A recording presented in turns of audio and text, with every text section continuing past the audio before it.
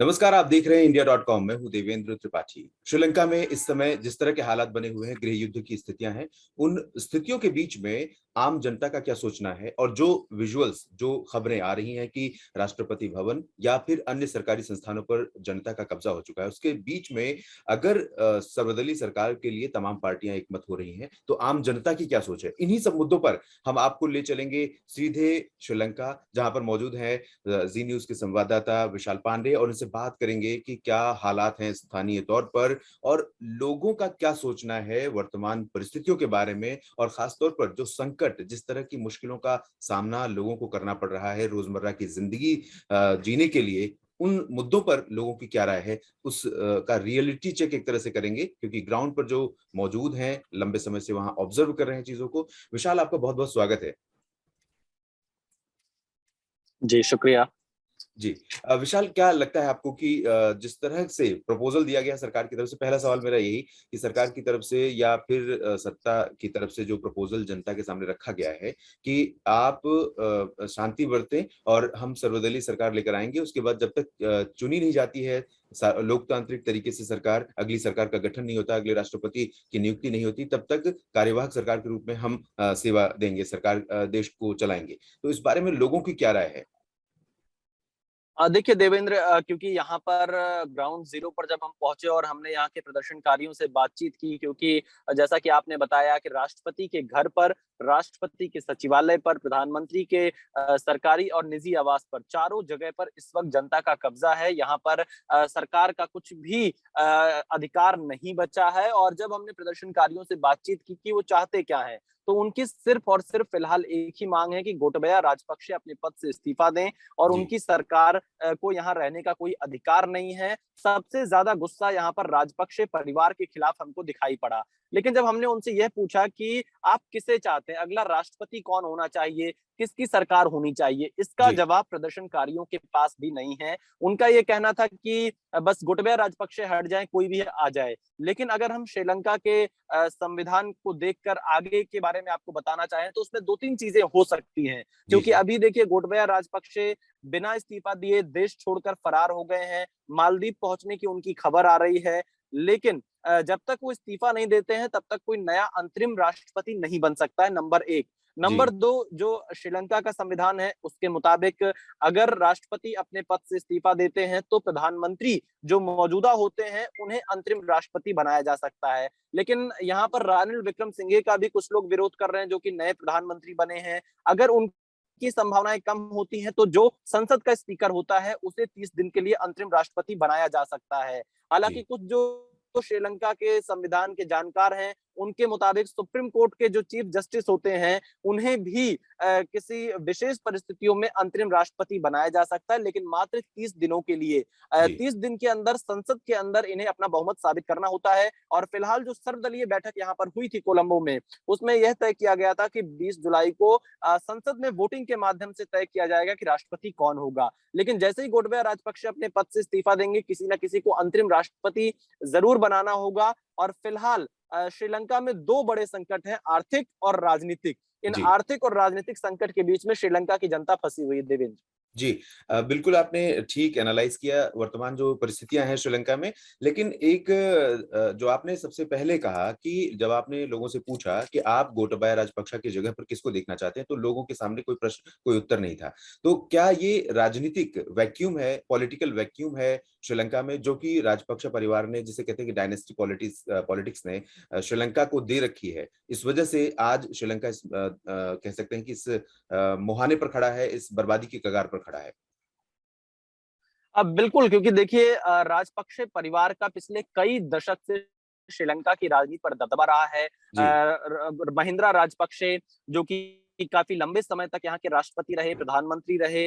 इसके अलावा जो अभी इस विरोध प्रदर्शन से पहले की पूरी सरकार थी, उसमें 4 से 5 राजपक्षे परिवार के सदस्य मंत्री थे। पूरा कुनबा ही जो इनका परिवार का था, वो राजनीति में था, वो पूरी व्यवस्था पर उनका कंट्रोल था। जी। यही कारण है कि जनता में काफी गुस्सा देखने को मिला। और फिलहाल जो मौजूदा राजनीतिक परिदृश्य हमें श्रीलंका में दिखाई दे रहा है, इनमें किसी पर भी जनता का भरोसा नहीं दिखाई दे रहा है। हालांकि जो यहाँ के मुख्य विपक्षी दल के नेता प्रतिपक्ष हैं, साजिद प्रेमदास, वो ये जरूर दावा कर रहे हैं कि उनके पास एक विशेष प्लान है श्रीलंका को इस आर्थिक संकट से निकालने का, और वो सरकार बनाने के लिए तैयार हैं, वो राष्ट्रपति बनने के लिए तैयार है। उन्होंने खुद से इसका प्रस्ताव दिया है। जी। लेकिन उनके पास जो सांसदों की संख्या है वो मात्र 56 है, और 113 सांसदों की यहाँ बहुमत के लिए जरूरत पड़ती है 225 सांसदों में से। तो देखना ये होगा कि क्या साजिद प्रेमदास को अन्य दल समर्थन करते हैं या नहीं करते हैं। इसके अलावा जो भी मौजूदा प्रधानमंत्री हैं, अगर अभी राष्ट्रपति इस्तीफा देते हैं तो शायद अंतरिम राष्ट्रपति उनको बनाया जा सकता है या स्पीकर को बनाया जा सकता है। लेकिन बड़ा सवाल यही है कि जनता का विश्वास जो पुराने राजनेता हैं उनके ऊपर नहीं बचा है, क्योंकि पिछले 4 महीनों से 3 बार हम भी श्रीलंका आ चुके हैं। जितनी बार श्रीलंका पहुंचते हैं उतनी नई चुनौतियों का सामना यहाँ पर करना पड़ता है। जी। यहाँ डीजल खत्म है, पेट्रोल खत्म है, 80% पेट्रोल पंप बंद पड़े हुए हैं। ओह! रसोई गैस पिछले 2 महीनों से कई लोगों को नहीं मिल पाया है। लंबी कतार देखने को मिलता है रसोई गैस के लिए। केरोसिन तेल यहाँ पर उपलब्ध नहीं है। महंगाई का अंदाजा आप इस बात से लगा सकते हैं कि जो पानी की बोतल हम लोग, जब मैं यहाँ अप्रैल में पहुंचा था, 50-60 रुपए श्रीलंकन करेंसी में खरीदता था, आज हमें वो 250 रुपए श्रीलंकन करेंसी में मिल रहा है। 200 रुपए तक रेट बढ़ गए हैं। ओके। अगर आप मुश्किलों की बात करेंगे तो जब हम कोलंबो एयरपोर्ट पर पहुंचे तो हमें टैक्सी के लिए यहाँ बहुत जूझना पड़ा, क्योंकि जब डीजल पेट्रोल नहीं है तो नहीं है, गाड़ियां नहीं चल पा रही हैं। डेफिनिटली। टूरिस्ट आने से डर रहे हैं यहाँ पर। ये कई ऐसे बड़े कारण हैं, क्योंकि आगे अभी जब हम इस पर चर्चा कर रहे हैं तो ये भी बात निकल कर सामने आएगी कि इसका कारण क्या रहा।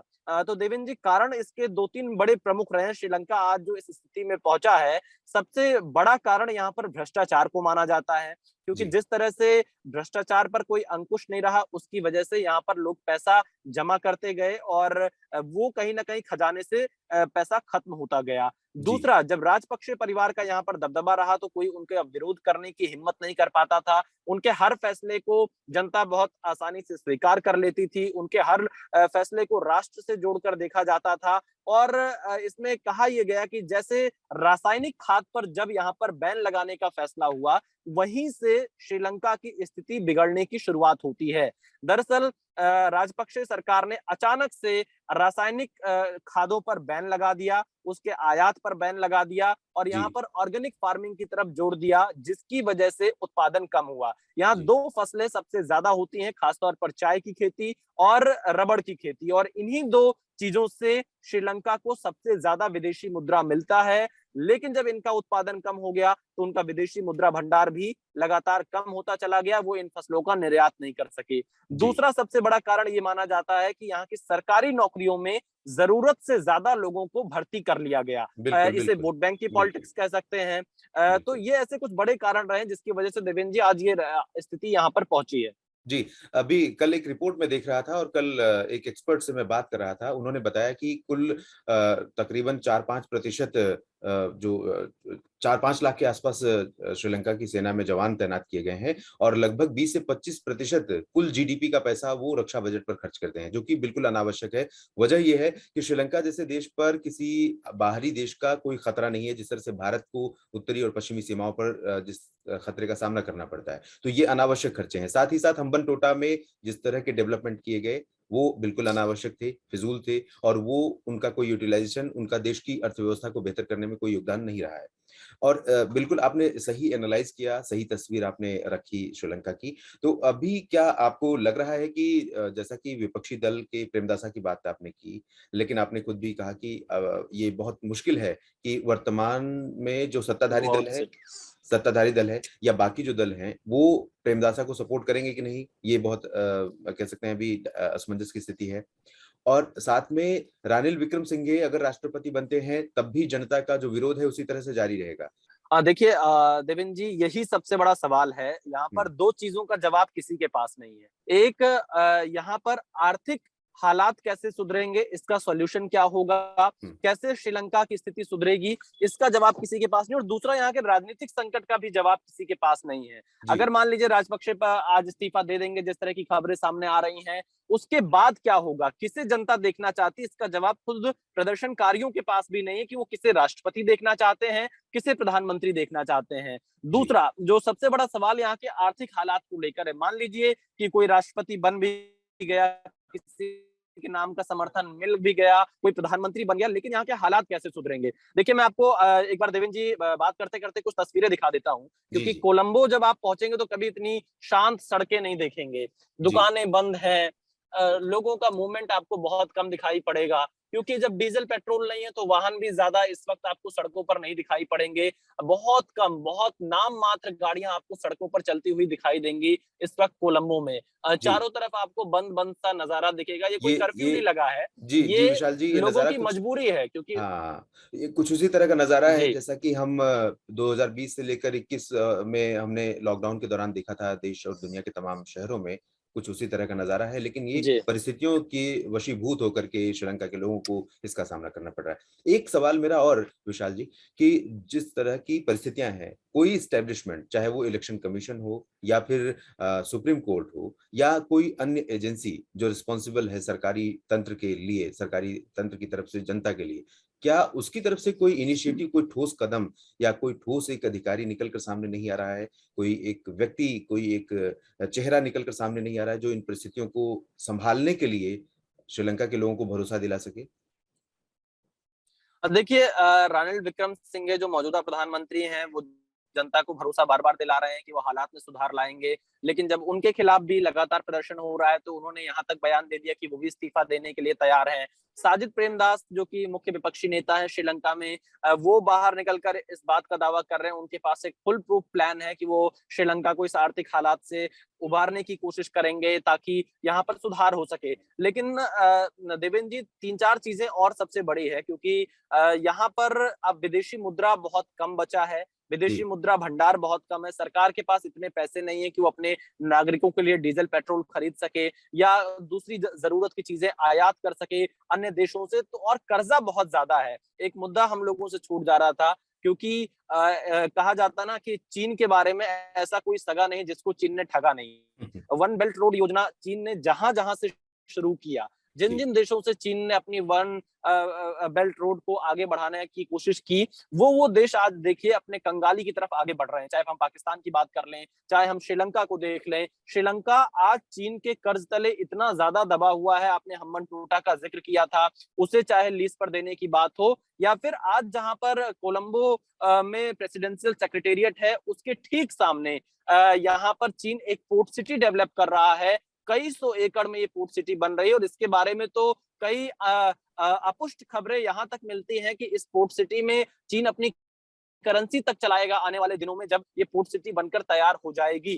तो तो बिल्कुल चीन से उपनिवेशवाद इतनी उपनिवेशवाद दोस्ती शुरू हो रहा करना कहीं ना कहीं, है। यस, कहीं देखिए, मैं आपको एक तस्वीर दिखाता हूँ, पेट्रोल पंप के बाहर की तस्वीर इस वक्त कैसी है। आप देखिए, एक पेट्रोल पंप है और एक लंबी लाइन आपको दिखाई पड़ेगी यहाँ पर। ओहो! मोटरसाइकिल लगी पड़ी है लाइन में, ऑटो लगे हुए हैं, और ये लाइन एक 500 मीटर, 1 किलोमीटर नहीं है, ये लाइन बहुत लंबी है। कई सड़कों पर आपको ये लोग घूमते हुए दिखाई पड़ेंगे, क्योंकि इंतजार है, कई घंटों का इंतजार इन्हें करना पड़ रहा है। और ये ऐसा भी हो स्थिति सकता है है कि श्रीलंका जब के नंबर आए तो इनको तेल कोलंबो ना में मिले। फिलहाल।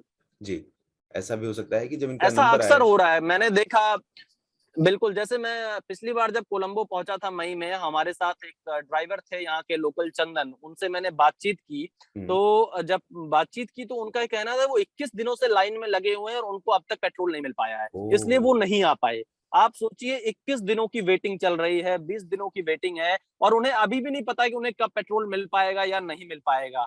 तो जी, ऐसे हालात में श्रीलंका के सामने कोई बहुत ज्यादा विकल्प नहीं दिखते हैं।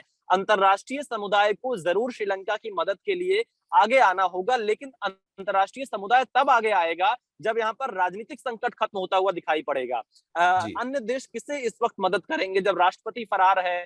नया राष्ट्रपति कौन होगा इसकी कोई जानकारी नहीं है। प्रधानमंत्री पर भी इस्तीफे की तलवार लगातार लटकी हुई है। जनता का गुस्सा उनके भी खिलाफ है। भारत ने अब तक जो हमें जानकारी मिली है, $4 बिलियन तक की मदद कर दी है श्रीलंका को, उसमें डीजल पेट्रोल का कंसाइनमेंट है, खाद्य सामग्री है, दवाइयां हैं, और लगातार भारत यहाँ के नागरिकों की मदद कर भी रहा है। और जब हम यहाँ के नागरिकों से बातचीत करते हैं तो वो कहते हैं कि जो पड़ोसी मुल्क होने का धर्म भारत ने निभाया है, इसके लिए हम उनके शुक्रगुजार रहेंगे और उनके प्रति आभार व्यक्त करते हैं। तो ये कहीं ना कहीं भारत ने अपना पड़ोसी धर्म निभाया है। लेकिन वो चीन जिसके करीब थे राजपक्षे परिवार के लोग, वो चीन ने पूरी तरह से मुंह फेर लिया। इस संकट में चीन कोई मदद नहीं कर रहा है श्रीलंका की, बल्कि वो कहीं ना कहीं अपने कर्जे को निकालने की प्रयास में यहाँ पर ज्यादा दिखाई पड़ रहा है। तो देखना ये होगा कि राजनीतिक संकट अगर आजकल में कुछ सुलझ जाता है, कोई नया राष्ट्रपति यहाँ बन जाता है, तो आर्थिक हालात सुधारना श्रीलंका के सामने सबसे बड़ी चुनौती है।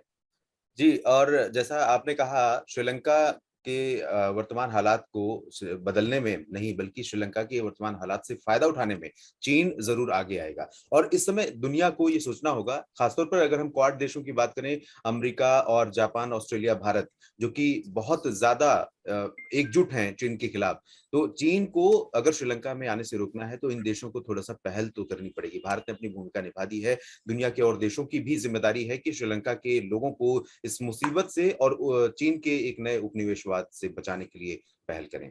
विशाल जी, आपका बहुत बहुत शुक्रिया, और आप बने रहिए, आप सुरक्षित रहिए, अपना भी ख्याल रखिए और लोगों से बात करते रहिएगा। और कुछ भी विजुअल्स इमेजेस मिलती हैं तो आप जरूर हमसे शेयर करिए, ताकि हम अपने दर्शकों, अपने व्यूअर्स तक उसको पहुंचा सकें। जी, थैंक यू। Thank you. शुक्रिया।